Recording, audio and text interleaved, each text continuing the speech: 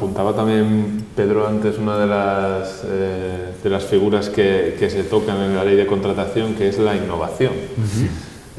Aparece una nueva fórmula de contrato que es denominada Asociación para la Innovación. ¿Es esto una buena oportunidad para el sector sanitario? A mí me parece una gran oportunidad, y lo subrayo, porque de hecho una de las grandes quejas del sector sanitario de la anterior ley de contrato del sector público era justamente que no permitía incorporar innovación con la rapidez o celeridad con la que se iba produciendo, ¿no?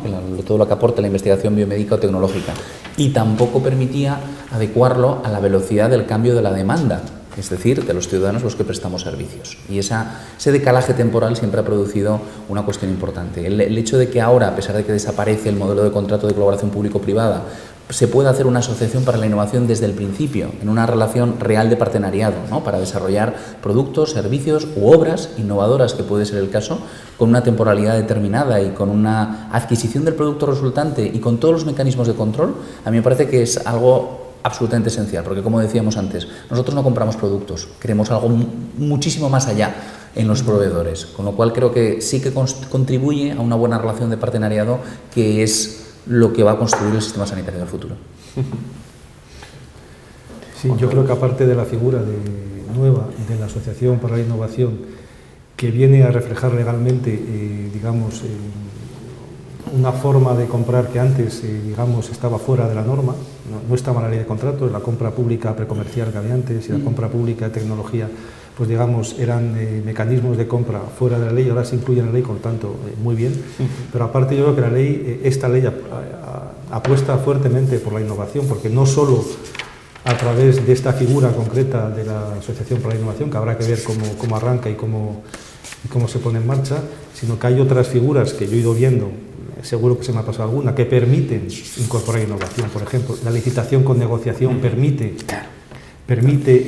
sondear el mercado para incorporar suministros o servicios que todavía no están desarrollados. El acuerdo marco, por ejemplo, permite incorporar a lo largo de su vigencia avances tecnológicos si no superan unos límites de precio, etcétera. En fin, las variantes que se regulan en la ley también de manera muy precisa permiten que, aunque tú, digamos, definas el objeto del contrato, alguien pueda ofertar una solución en la que tú no hayas pensado. Por lo tanto, yo creo que no solo por la Asociación para la Innovación, sino a través de otras figuras, yo creo que la ley, digamos, que apuesta claramente por la innovación. Yo coincido en esto absolutamente con Juan Carlos. Realmente el concepto de innovación, el aportar la solución innovadora, está en la plenitud del articulado de la ley, y además se le da pero desde la fase de preparación hasta la fase de ejecución. Es que en ejecución también te están pidiendo que valores pero eso sí, defínelo antes, o sea, no empecemos, Y con otra idea, no me hables de la innovación que ya tienes medio conocida y que además lo que quieres es que sea del proveedor X, ¿no? Entonces esto es otra cosa, ¿no? El procedimiento de la Asociación para la Innovación, de momento que hemos sido escépticos por la cantidad de condicionantes que implica. Para un hospital, a diferencia de los vuestros, vosotros sí tenéis esa personalidad jurídica diferencial, claro, de la nuestra. Los nuestros de corte tradicional, pues seguramente se ven más encorsetados en este movimiento del procedimiento que nos ofrece. No es un procedimiento de adjudicación, no deja de ser otra cosa, el de la Asociación para la Innovación. Pero bueno, sí que por eso me considero escéptico. Creo que la accesibilidad a la innovación puede venir más fácilmente de otras vías, y incluso el asociacionismo, ¿no? con según qué empresa de gran envergadura, y hablo de cualquier empresa que esté en fármacos innovadores, estamos hablando de potentes entramados estructurales, ¿no? Pues a lo mejor sí o no están dispuestos a compartir los aportes que ofrece el artículo. Eso en cuanto a esa visión. Sí que es cierto que quedarían algún reducto de empresas más pequeñas, empresas que están en enfermedades raras, buscando fármacos, comentábamos, antes, ¿no? Claro. Y estas seguramente sí estarían dispuestas a entrar en esta vía de... Yo te reconozco, Pedro, con permiso, que desde que se publicó la ley, pasado 9 de marzo, y tras leer estos artículos 177 y 182, yo saqué 2 conclusiones. En las próximas 4 semanas, los hospitales que tenemos entidad jurídica propia, vamos a recibir más de una llamada para proponer algún tipo de este acuerdo, y se está produciendo. Y lo segundo, evidentemente, en el caso del resto de hospitales, tiene que ser el servicio de salud de la comunidad autónoma correspondiente la que abandere este tipo de innovación. O incluso iría más allá. Yo creo que la política de innovación en el sector sanitario debe ser también abandonada desde la Administración Central del Estado. ¿Por qué? Porque justamente esta innovación es lo que nos va a dar una competitividad. No olvidemos una cuestión básica, ¿no? Es decir, David recordaba antes, el 20% de nuestro PIB es compra pública en la Administración. Pero en el sector sanitario o en las biotecnológicas, es un amplísimo porcentaje de ese 20%. Y no olvidemos una cuestión. España, por ejemplo, el índice de competitividad, que elaboran los organismos internacionales en base a más de 300 indicadores, no está de acuerdo ni con su PIB ni con otro tipo de datos. Está en el puesto 34, frente al primero que ocupa Suiza. ¿Por qué? Simple y llanamente por nuestra baja capacidad de innovación y no aprovechar un sector que debería ser bandera de la innovación como el sanitario, nos está lastrando. Por eso yo creo que sí que la bandera la tienen que coger otros, evidentemente, no solo a nivel individual de los hospitales. Entronco eso que dice Carlos, que es muy interesante con lo que hablamos hace un momento, con respecto a, digamos, un poco el hándicap de trabajar con una norma que no se adapta especialmente bien a la necesidad del sector sanitario o sector salud. No creo que tengamos nunca una norma específica, francamente. Lo dudo bastante. De hecho, no parece que haya ningún movimiento en ese sentido. Pero precisamente, ¿por qué decimos esto? Decimos esto porque nos encontramos, fíjate, hemos encontrado 2 elementos fundamentales. Primero, el tipo de proveedor. El tipo de proveedor del sector salud no es el proveedor tipo del resto de sectores. Es un proveedor especial. La innovación es fundamental en este campo. Porque ¿cuál es el fin institucional? La salud de los pacientes. Y eso está en constante movimiento, en constante innovación. La Asociación para la Innovación, tal y como está planificada, va a ser una herramienta útil.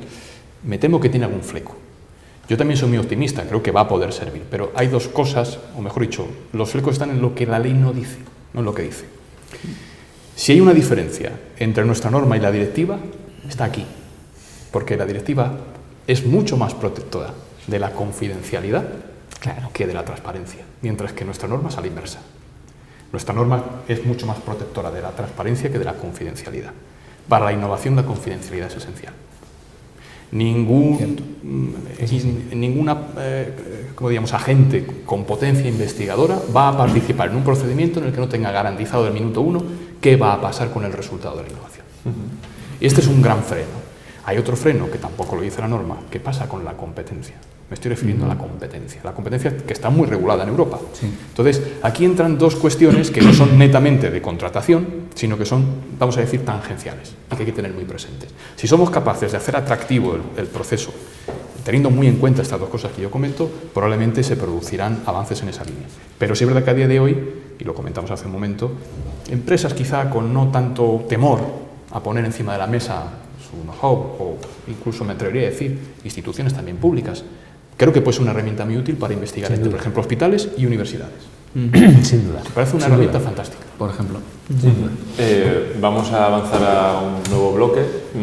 Hemos traspasado el ecuador ya del debate, y el bloque que me gustaría que tratásemos y que no se quedase en el tintero es el de los retos que va a suponer esta ley para la mesogestión y los directivos de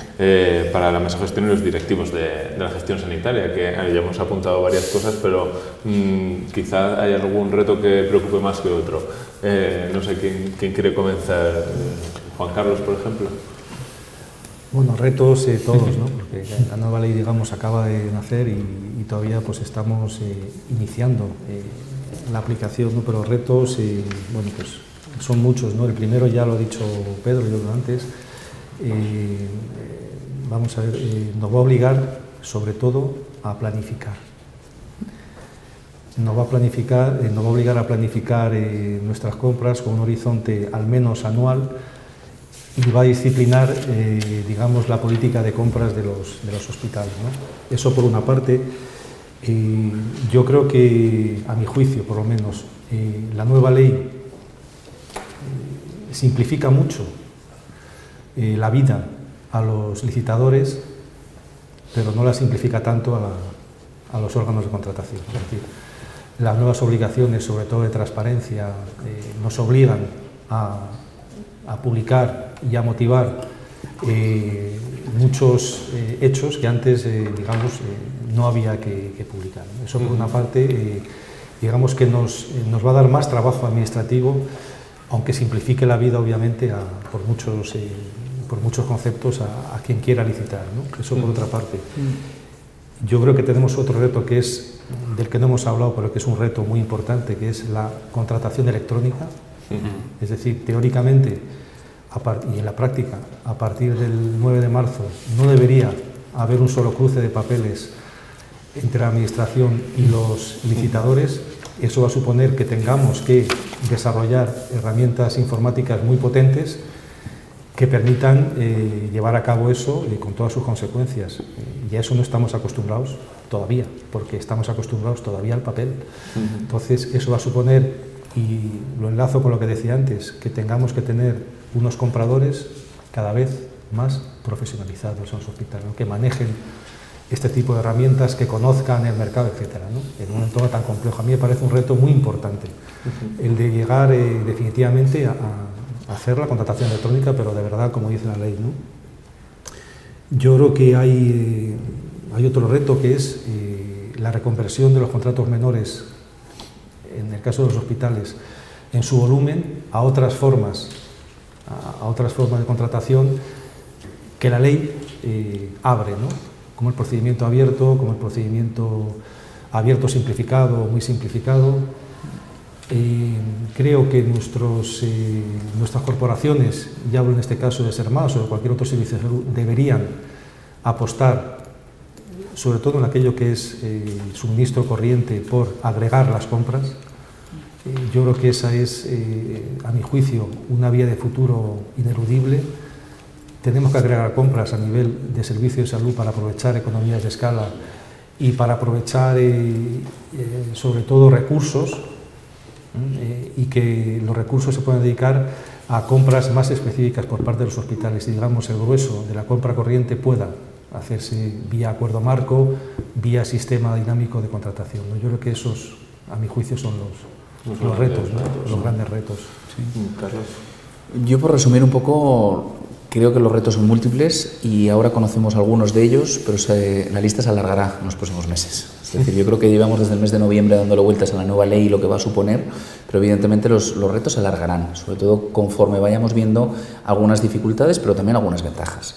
Yo las cifraría sobre todo en tres. La primera, que nos obliga a cambiar y regular nuestros propios procedimientos de funcionamiento interno en el sistema de compras, especialmente en una cuestión que es fundamental en todo gran hospital, es el sistema de almacenaje, el sistema de stock. Cómo manejamos con una adecuada previsibilidad, de acuerdo a nuestra asistencia y funciones a realizar, aquello que tenemos en el almacén y aquello que no. Y ese sistema interno, obviamente, debe ser completamente analizado. Lo segundo, yo creo que nos obliga también a un esfuerzo desde el punto de vista de los gabinetes o asesores jurídicos de los hospitales y también, ¿por qué no? Y no he hecho balones fuera, pero creo que son también agentes muy importantes, a los interventores de Hacienda, que nos regulan y que nos auditan, y también a los departamentos de compliance de aquellas industrias de las cuales adquirimos, insisto, no productos sino servicios. Y la tercera cuestión fundamental, que creo que también nos lleva a este cambio legislativo fundamental, pues es a un cambio de roles y a una adecuación de los mismos. Es decir, el rol del gerente, el rol del director de gestión, de los jefes de servicio, del departamento de compras, cambia. Y cambia para bien, porque yo creo que con la inclusión de sistemas electrónicos, tanto FACEX como las plataformas de contratación electrónica, sea Vortal, sea cualquier otra, la firma electrónica, lo que hace es agilizar procesos y permite que el factor humano, que no deja de ser la mayor fuente de presupuesto de cualquier hospital, es decir, el tiempo de profesional, pueda ser dedicado eficientemente a otra cosa. Yo creo que esos son los cambios básicos que nos trae la ley. Sí, Pedro, ¿quieres apuntar algo Dos matices más, porque venimos hablando un poco de todo esto, el reto es todo lo que venimos hablando durante la mañana, ¿no? Entonces, el reto para el directivo, habéis llamado mesogestión a lo que para mí es microgestión. El hospital es micro, la mesogestión está en las direcciones generales, está en el peldaño superior, ¿no? en el órgano aglutinador de todos estos hospitales, y nos lleva otra vez, nos aboca al tema de la racionalización, de los sistemas de racionalización de las compras. los que decíamos, el sistema dinámico, el acuerdo marco, las juntas.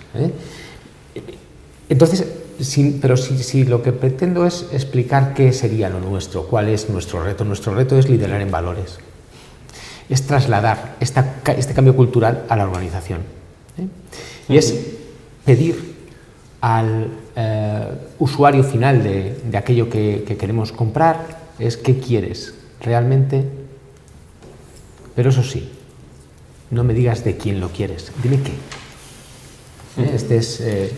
Entonces, esto por cuanto a los que van a utilizar aquello que estemos en el procedimiento de compra, de adquisición o del servicio que estemos intentando contratar.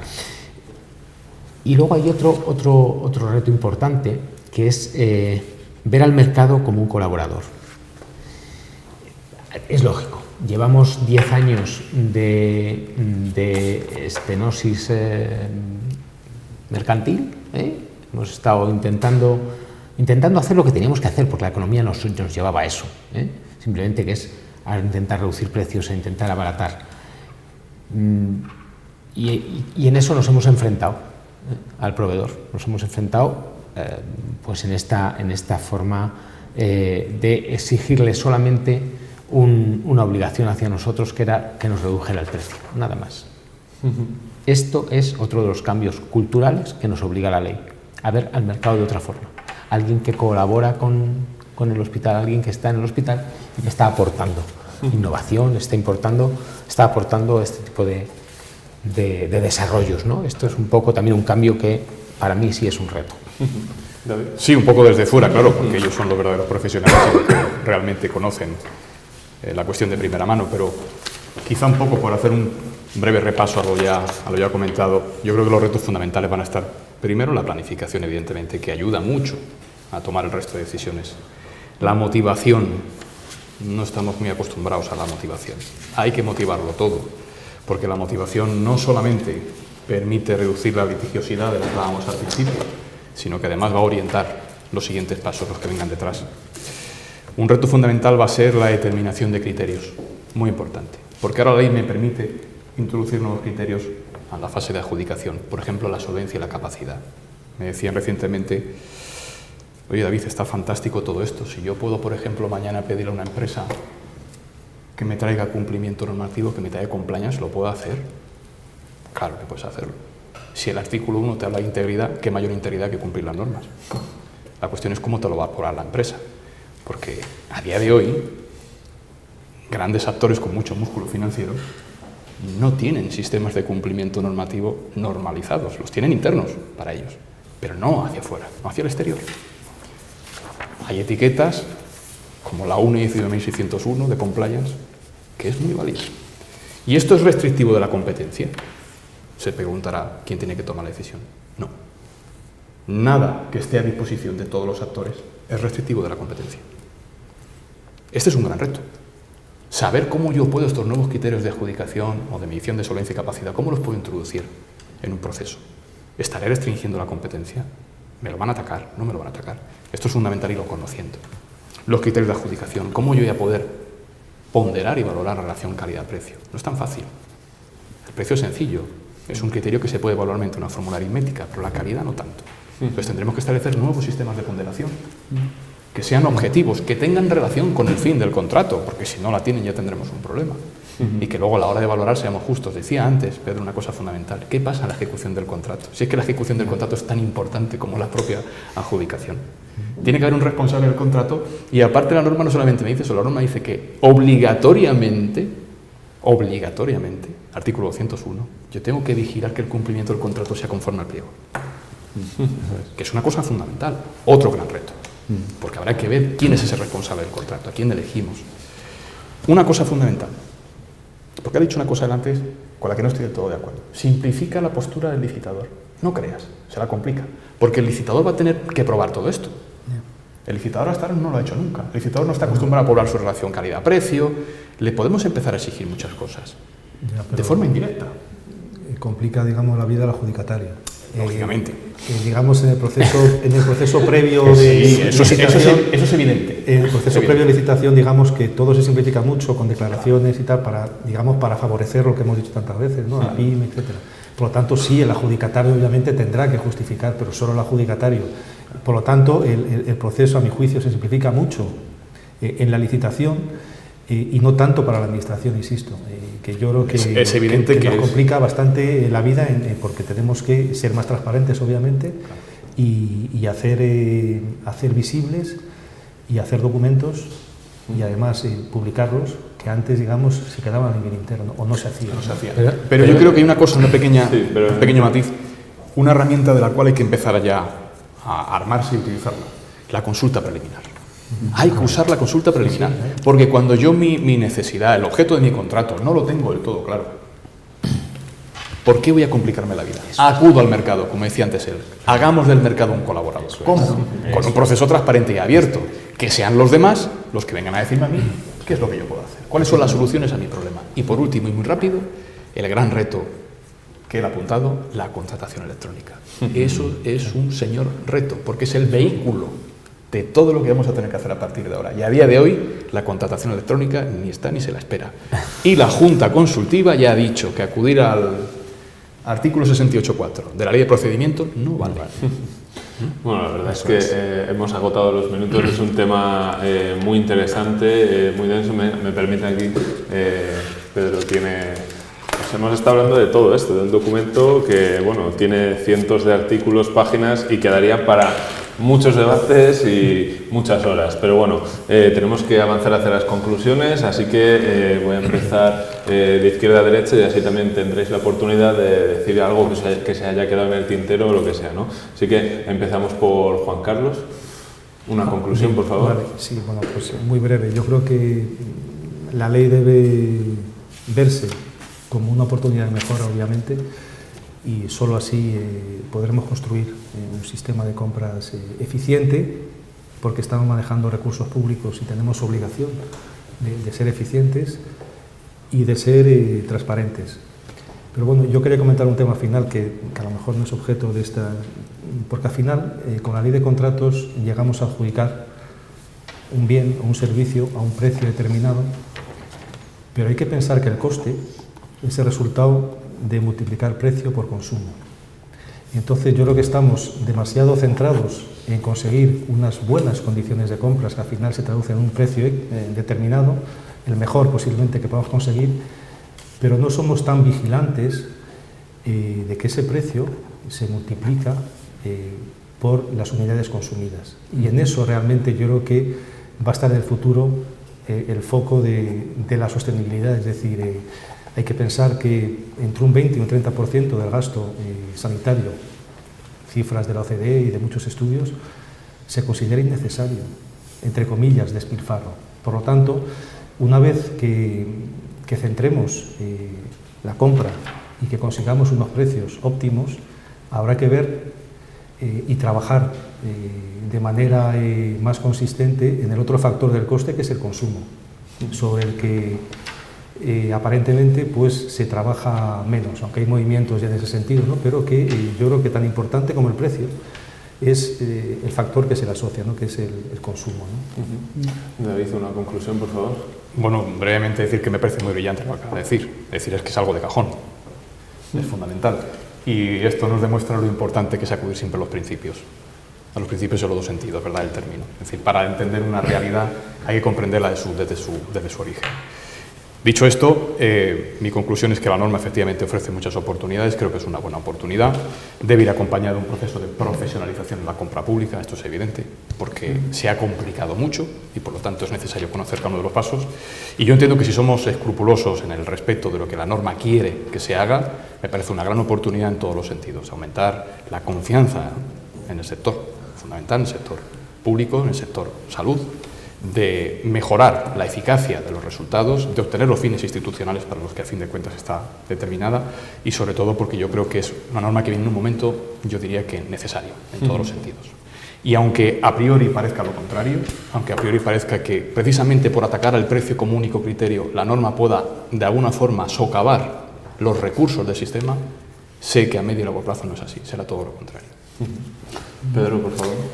Por mí, sí abundar en esta posibilidad que ofrece esta nueva norma, una posibilidad francamente orientada a la actuación social, una norma que entra a mover los flujos económicos fuera de lo que es nuestro mero tráfico y que trasciende a otros terceros. Y en esto no salió, pero sí lo voy a introducir yo en este momento, esa posibilidad y esa acción directa que le da el subcontratista frente a la administración en cuanto a poder cobrar en tiempo y por lo tanto satisfacer los sueldos de aquellos que trabajan para él y por lo tanto redistribuir riqueza, redistribuir el dinero, ¿no? En definitiva, que es de lo que se trata y generar con esto empleo, mantener empleo y demás. Esto nos lleva a una nueva gobernanza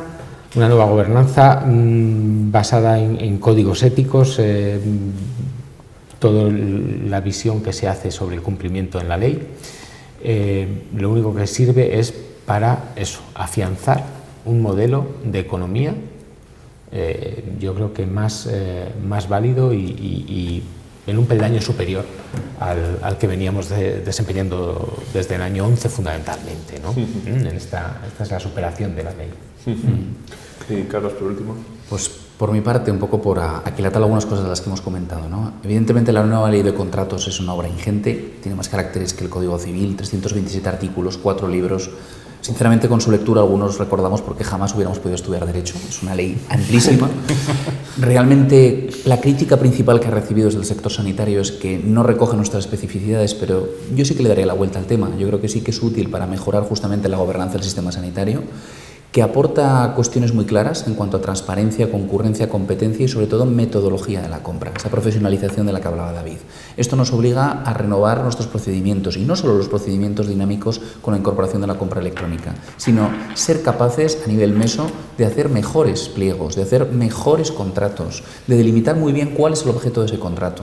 Para eso hay distintas cuestiones que nos lo benefician. Está muy regulado en el artículo 202 e incorporamos algo que es fundamental para regular la compra estratégica, es decir, para comprar de acuerdo a la consecución de resultados objetivos en salud y de acuerdo a las necesidades de cada centro, de bienes, de equipamiento, de servicios. Es decir, esto que nos permite incorporar un 51% de indicadores de calidad para la valoración de las ofertas. Y esto creo que es fundamental y que rompe con una dinámica evidentemente muy basada en el criterio de precio anteriormente. O sea, yo creo que por estas cuestiones y por muchas otras es una ley que aporta más beneficios que perjuicios, pero que evidentemente supone un reto y que nos va a servir para cambiar determinadas cuestiones. Porque la salud no tiene precio, pero tiene un coste muy elevado. Y eso entiendo que la administración pública lo tiene que velar por ello. Bueno, pues ha sido un debate interesantísimo. La verdad, muchísimas gracias a todos por venir. Muchas gracias, Carlos Moore. Gracias, Pedro Izquierdo. Muchas gracias, David Ventisco. Muchas gracias, Juan Carlos Alonso Punter. Y bueno, espero que tener ocasión de volver a poder debatir con vosotros. Casi no hace falta ni moderar porque lo haces perfectamente. Y nada, gracias a los que nos están viendo y nos vemos en un futuro debate en Sanitaria 2000.